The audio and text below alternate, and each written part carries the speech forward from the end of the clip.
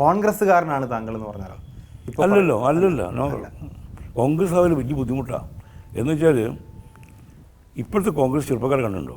ആ രാഹുൽ മാങ്കൂട്ടത്തിലും ഷാഫി പറമ്പിലൊക്കെ ഇല്ലേ, അവരൊക്കെ ചരിത്രബോധം, അവർ കോട്ട് ചെയ്യുന്ന ഓരോ കാര്യങ്ങൾ, ഓരോ സംഭവങ്ങൾ അനലൈസ് ചെയ്യുന്ന രീതി എല്ലാം ഒരുപാട് ആളുണ്ട് ചെറുപ്പക്കാർ. ഞാൻ പഴയ താപ്പാനകളല്ല പറയുന്നത്, പുതിയ ജനറേഷനിൽ മിടുക്കന്മാരാണ്.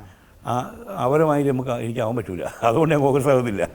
അവരത്രയും ലെവലിൽ എത്താത്തതുകൊണ്ട് പഴയ കോൺഗ്രസിനെ കമ്പയർ ചെയ്യുമ്പോൾ നേരെ മറിച്ച് നമ്മൾ കണ്ട് പഴയ കോൺഗ്രസിനെയാണ്. പഴയ കോൺഗ്രസ് കുതികാൽ വെട്ടും, അധികാരത്തിന് വേണ്ടിയിട്ടുള്ള നീക്കുപോക്കുകളും അഴിമതിയും എന്താ പറയുക അധികാരപ്രമത്തതയും ഒക്കെ ഉള്ള ആൾക്കാരാണ്.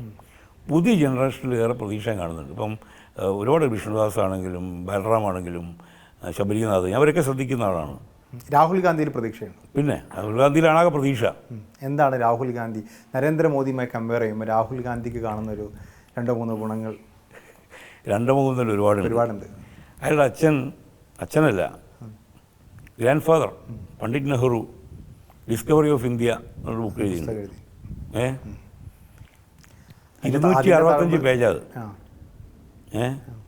ഇദ്ദേഹം 2500 കിലോമീറ്റർ നടക്കുക ഇന്ത്യയിൽ കൂടെ. അപ്പോൾ ഒരു സ്നേഹം ഉണ്ടാവില്ലേ? അയാൾക്ക് നടക്കേണ്ട കാര്യമൊന്നുമില്ല. പിന്നെ ഞാൻ നോക്കുമ്പോൾ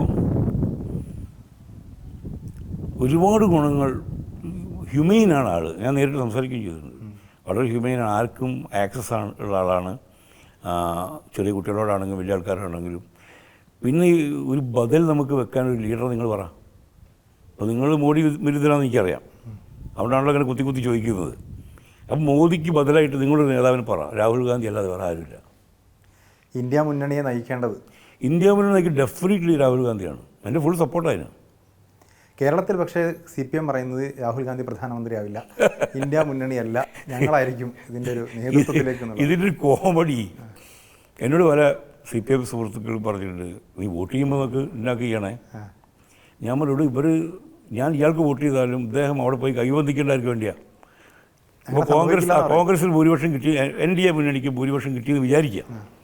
രാഹുൽ ഗാന്ധിനെ പ്രധാനമന്ത്രിയായിട്ട് നോമിനേറ്റ് ചെയ്യുന്ന ഒരാൾ സെക്കൻഡറി ആണല്ലോ, ഒരാൾ കൈവന്തിക്കണ്ടേ? അത് CPMകാർ പൊന്തിക്കണ്ടേ? എന്നാൽ പിന്നെ നേരിട്ട് അവർക്ക് വോട്ട് ചെയ്താൽ പോരെ? അതാണ് എൻ്റെ സിമ്പിൾ ചോദ്യം. പക്ഷേ അതിൽ പറയുന്ന ഒരു പ്രധാനപ്പെട്ട കാര്യം, BJPയെ നേരിടാൻ പ്രത്യേകിച്ച് ഇപ്പോൾ പൗരത്വ നിയമം, ഏക സിവിൽ കോഡ് പോലുള്ള ഹിന്ദുത്വ അജണ്ടകൾ നടപ്പാക്കപ്പെടുമ്പോൾ ശക്തമായി എതിർക്കുകയും ഞങ്ങൾ നടപ്പാക്കില്ല എന്ന് പിണറായിയെ പോലെ പറയാനൊന്നും കോൺഗ്രസ്സുകാർക്ക് പറ്റുന്നില്ല.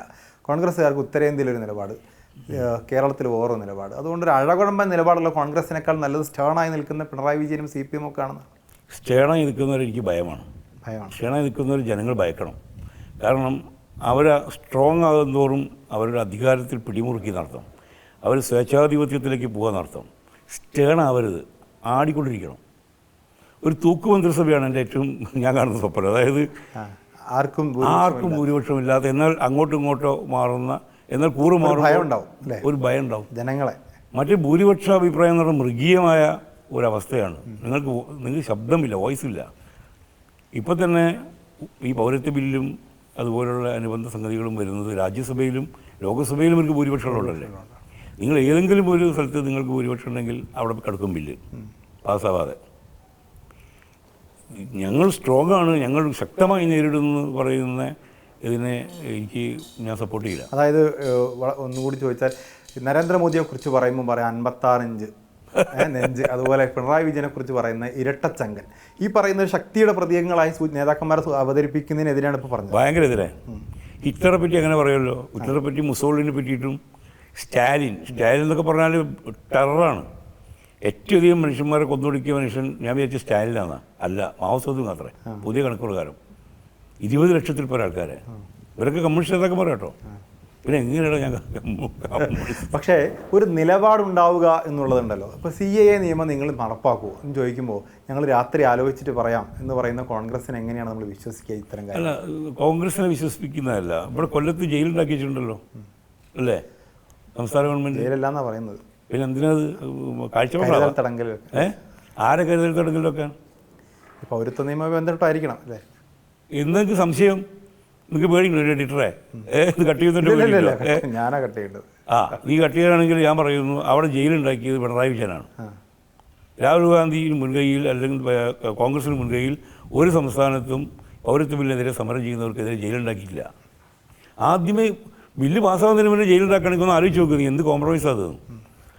ഞാൻ പറയുന്നത് ന്യൂനപക്ഷത്തിനെ പ്രീണിപ്പിക്കുന്നതിനെടുക്കുന്ന അടവ് തന്ത്രങ്ങൾ വളരെ ബോറാണ്. പണ്ടൊക്കെ ജോസഫ് മുണ്ടശ്ശേരി എന്നൊക്കെ പറഞ്ഞാൽ കേട്ടിട്ടുണ്ടോ എനിക്കറിയില്ല. തെമ്മാടിക്കുഴിയിൽ അടക്കം ചെയ്ത ഒരാളാണ്. ആ മന്ത്രിസഭയിൽ 57 മന്ത്രിസഭയിലെ മന്ത്രിമാരുടെ 4 നിൽക്കാൻ പറ്റിയ ഒന്നുമിപ്പോൾ ഇല്ല. ഇവർ വോട്ടാണ് അവർക്ക് വേണ്ടത്. ഞാൻ ചോദിക്കട്ടെ, അത്ര പ്രോഗ്രസീവായി ചിന്തിക്കുന്ന ഒരു പാർട്ടിയാണ് CPM എങ്കിൽ സംവരണ സീറ്റിലല്ലാത്തൊരു സ്ഥലത്ത് ഒരു ദളിത് സ്ഥാനാർത്ഥിയെ മത്സരിപ്പിക്കട്ടെ, ഒരു വിമൻ കാൻഡിഡേറ്റ് മത്സരിപ്പിക്കട്ടെ. ചെയ്യൂല. കാരണം ഇപ്പോൾ വേണ്ടത് വോട്ടാണ്. അതിൽ പള്ളിയുടെ അരമനയിലായാലും ശരി, ബിഷപ്പിനൊരിക്കൽ നിഷ്ഠജീവി എന്ന് പറഞ്ഞ ആൾക്കാരാണ്. അമ്പലങ്ങളിലാണെങ്കിൽ ഉരുളുന്നില്ലാതെ ഉള്ളൂ. കോമഡിയല്ലടൂ, എന്ത് പ്രോഗ്രസീവ് പ്രസ്ഥാനമാണിത്? മത ജാതി എല്ലാ പ്രീണനവും അല്ലെങ്കിൽ പറയാം ഞങ്ങൾ കമ്മ്യൂണിസ്റ്റ് ഒന്നും ഞങ്ങൾ പറയുന്നില്ല, അതൊക്കെ ഞങ്ങൾ വിട്ടു. ഞങ്ങൾ വേറൊരു പാർട്ടിയാണ്. ഞങ്ങൾ എല്ലാ കോംപ്രമൈസിനും തയ്യാറായിട്ടുള്ള പുരോഗമനപരമായി ചിന്തിക്കാൻ ശ്രമിക്കുന്ന പാർട്ടിയാണ്. ഇനി ഞങ്ങൾ കമ്പ്യൂട്ടറിനെതിരെ സമരം ചെയ്യില്ല, ഇനി ഞങ്ങൾ ട്രാക്ടറിനെതിരെ സമരം ചെയ്യില്ല.